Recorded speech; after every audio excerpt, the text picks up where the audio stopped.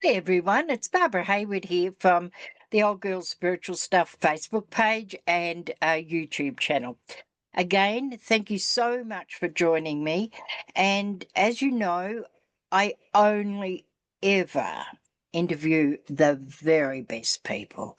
And today is absolutely with no exception. Today I've got a friend of mine, and I will call her a very dear friend. Her name is Marie Bailey, and she's from Canada in Ontario, Canada. And as you know, I'm in New Zealand. So thank the universe for opening up the world and the globe that we can sit together like this and be at different ends of the world. Mm. Marie, I've known now for roughly a year, could be a bit less or a bit more. From the first time I met Marie, I was really enthralled by her and I was intrigued by her. Over the decades of me working in the spiritual field, I have met thousands upon thousands of people who have got this beautiful spiritual heart and work in a spiritual way. However, in amongst those, every now and again, somebody stands out, in my opinion. I work through vibration and energy levels, so I look at the strength of the vibration and what's going on underneath. Marie is one of the very few people that I've met, and I do mean this, that has got the most beautiful, authentic, soft, compassionate energy of literally, I would put Marie in the top 10 people of the many, many thousands that I've met that truly, when I'm with her, she explodes spirit. She just oozes out her love of God, her love of the universe, her love of people. Her compassion is second to none. And we're going to talk a little bit about her compassion today. And Marie, thank you for joining us today. And I want to go back into a time where I believe that what happened to you was so full of grief, and it allowed, through your grieving stage, allowed you to work more with your compassion than even you did before that. And that was the loss of your mother. And a lot of people find when they lose a mother or a father, depending on how close they are, then the ability to bring through that authentic compassion, that authentic understanding of where other people are in their grieving stage. So, would you like to share with our audience here how that affected you and how that really um, was the driving force for helping so many other people who, because you run grieving sessions and groups and things like that, you work with food bank, you work with the homeless, you are truly the, the epitome of Christianity, in my opinion. The Christian, the word Christian means Christ in I in Mm. Christ. And you've got that uniqueness. As I said, it is my opinion. And I'm not putting anybody else down because I'm talking to you today. Would you like to share with everybody out there how that affected you and how that actually allowed you to move through your life? Oh my goodness. First, Barb, it's an honor for me to be here with you, and I love you dearly. You know that. And wow. Yes, I grew up in a home that we a lot of sadness, a lot of grief from the time I was 5 years old when my sister died, and so I saw the grief, I saw the sadness, I saw what my parents went through when my sister died. Of course, I wasn't old enough to really understand it, but I just saw what it did to them, how it devastated them. And then when I was, and I grew up in a Christian home, so always believing in God, always believing that, things happen for a reason. And I kind of grew up with that idea. But then when I was 18 and ready to take on the world, and knew that, the world's a good place, and life is just good. And the rug was pulled out from underneath me when my mom, who was just in her, in her early 40s, and she was killed in a car accident. And then I saw the devastation from my dad, the devastation from, I had a younger sister and brother that I had to, step in and help take care of.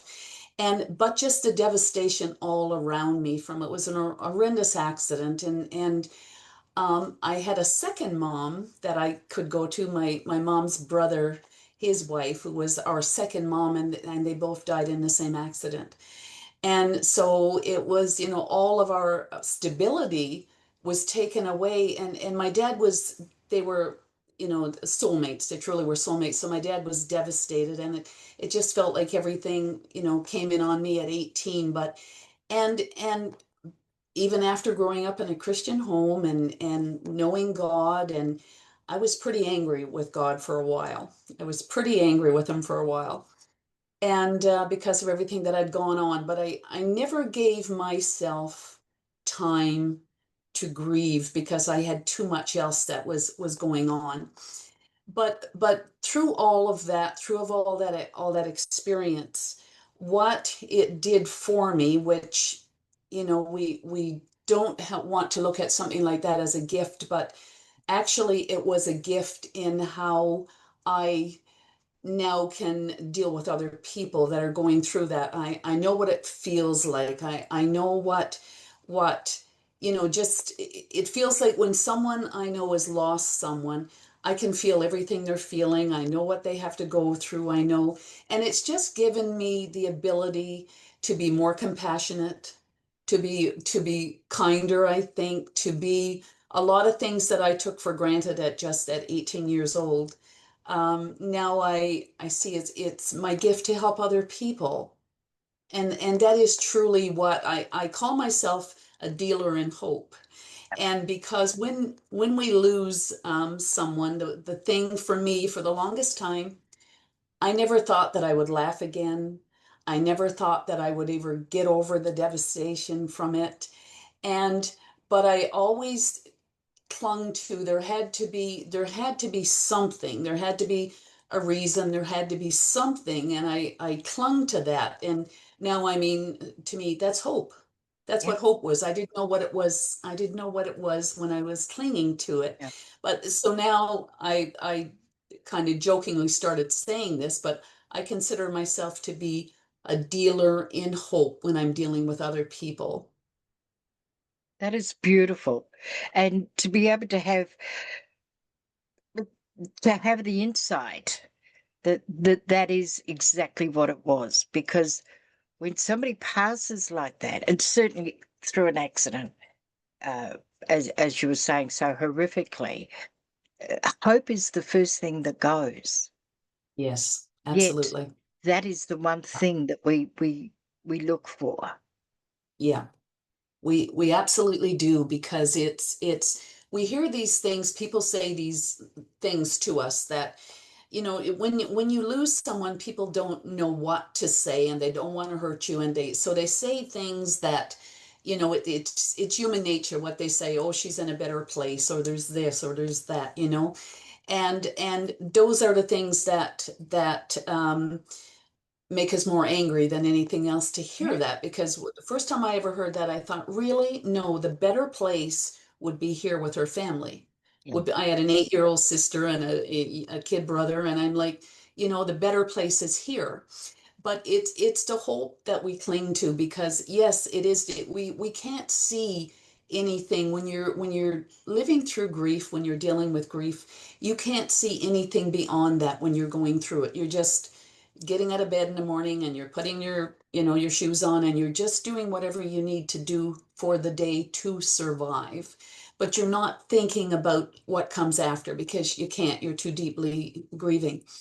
But hope is the one thing that we cling to Yep. because we think it's gone, we think we lose it, but we don't.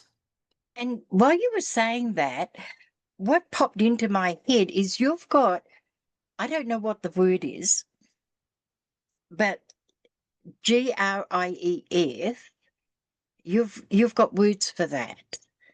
Yes, Can you yes. can you share that with us? It's absolutely brilliant and totally spot on. I think I came up with this one day. I was thinking about how I could do an acronym for grief, and I thought That's it. grief is gradually returning into everyday living. Yeah. And that's basically what we're doing. When we're grieving, we are gradually day by day. We don't know that we're doing it, but Yeah. we're gradually day by day returning to everyday living. And that's in the work that I do. Mm. That's what I uh, help people with is to gradually return into that ability to just live every day and the way we used to before we had a loss. Because we're never the same after a loss, are we? We're Never, never. different. And We're our different. life Yeah. after that massive grief isn't better, it's or worse, it's just different. It's just We need different. to Someone, learn yeah, that we different is need okay. different is okay. I've had people say this to me, and I'm sure I'm not the only one they've said it to, or people have had it said to them, is that you're just not who you used to be. And I say, you're right. I'm not who I used to be because that person no longer exists. Be that innocent 18-year-old doesn't exist anymore. That innocence was taken away very quickly. And she does not exist. She exists in a different form now. But that person does not exist because she had to learn how to exist in a different way. That is beautiful. I've actually not heard that described like that. That is Hmm. just again so insightful. In your occupation, which we're not going to go into in great detail, but you did join the armed forces and you spent your career in the armed forces.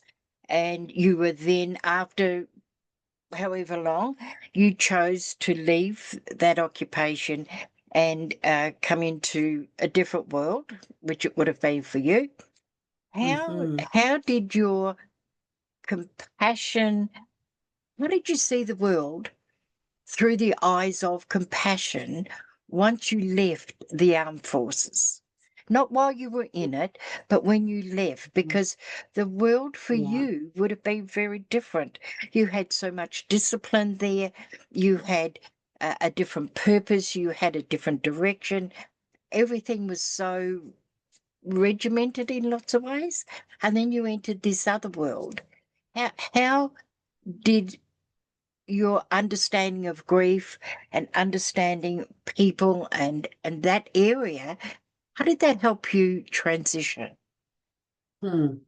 It was a difficult transition, to be honest, because of all of the things that I had done in the military, but something that really helped me transition into to what I do now. Not that I didn't have a lot of this from what I'd been through myself, but I spent 8 months in Afghanistan, and I spent time working or dealing with kids in an orphanage, and spending the time with those children and what they had been through in war, and just the suffering from them, and like I said, and everything they had been through, but the resilience of the human spirit for those children was just incredible. And I think it really took me back to when I was little myself and the things that we went through from a grieving process.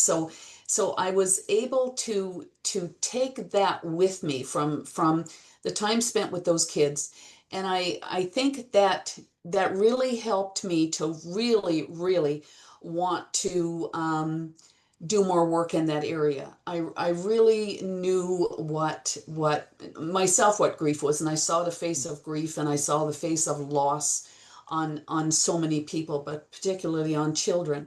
So my transition was very, my why has always been, my why for what I do has always been that if I can make a difference in one person's life, if I can just do that with my story, and part of my story, those children became part of my story. So if I can, and if I could look at, and it helped me in the way that if I could see what they've been through, and I could relate that to other people and what they're going through as well. If they can go through what they've gone through and do as well as they've done, then who am I not to be able to contribute all that I have done? So that's the way that really helped me to transition, was to be able to, I have different pictures of children that I got to know, and I look back at those quite often and think, who am I not to use the gift that I was given, not to help anybody that I can help with that gift? Is I have a responsibility to do that, and I don't, from the divine gave me this gift, I don't have a right not to use it. I don't have a right not to use it to help other people. And that really is something that if I ever think that I want to do something different, I think that is always there to say to me, because I struggled with what is my purpose? What is it I'm really supposed to be doing? What is my purpose? And every time, I mean, something reminds me, the divine reminds me that this is my purpose. And so all of that keeps me grounded. What it does, it really keeps me grounded as well into what I'm really supposed to be doing, and not to fight who I am and what I'm supposed to be doing. If that answers, I got all off. Well, it certainly does. With the work that you do today, everything, and I do know you well, not as well as I could and not as well as I will know you over time, but I know you well. Everything you do seems to, everything you do vibrates from the love of humanity, the love that you have for the divine, call it whatever name you like. You walk the truth of your heart. Hmm. You do also work for the food bank, and you help the homeless and areas like that. Do you want to share a little bit of that work with us? Hmm. Because a lot of us know about food bank, a lot of us see the homeless, but we don't know what goes on at the back of it. I know when I turned 60, I decided that at 60 years old, if I don't have everything I want by then, it's not going to happen. So I had a big party, as I did for 65 and as I did with 70. And I asked everybody to just bring non-perishable food. That was their gift to me. And when I had, I think, 17 kilos of food that I was donating to food bank for my 60th birthday. And I rang them up and I said, look, I've got this food. I chose not to have presents, and people have donated food. And she said that a lot of people are doing that now. First birthday parties is bring food, that sort of thing.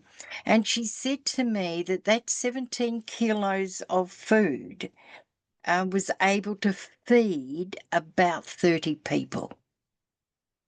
And Hmm. so for my 65th birthday, I think we got something like 38 kilos of food that we Wow. were able to deliver.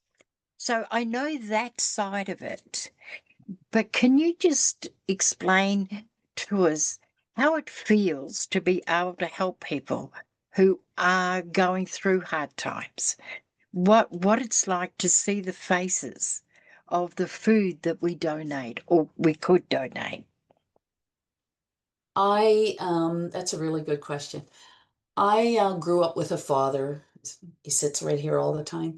I grew up with a father that was the most compassionate man that I've ever known in my life, and he believed that we never judge anyone. We never he talked the talk, but he walked the walk. If you want to Yeah. talk about what a Christian really is, my Mm, father was incredible. So I grew up with the he always I didn't grow up with a whole lot.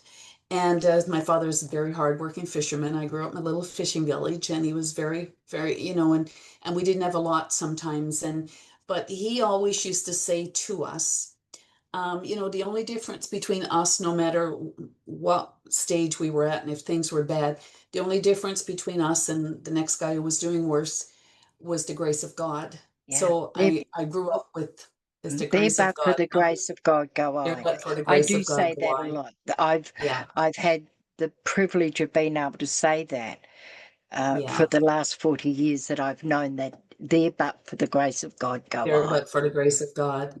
And so I grew up with that. And so to me, anything where I can do anything that I'm helping out, and I can put myself in a lot of the footsteps of a lot of the people that I deal with. And my one of my main functions when I went to work at the food bank that I work at, I was asked to come there because my friend was running the food bank, and she knew my background and Yeah, in grief, etc. So I deal with the front end. I deal with the people, and I mean, and all of the food that comes in, you can't even imagine the gratitude from a mother with a single mom with 5 or 6 kids. That is just nowadays it's really hard to feed yourself, much less as a single mom, and we're dealing with the working poor.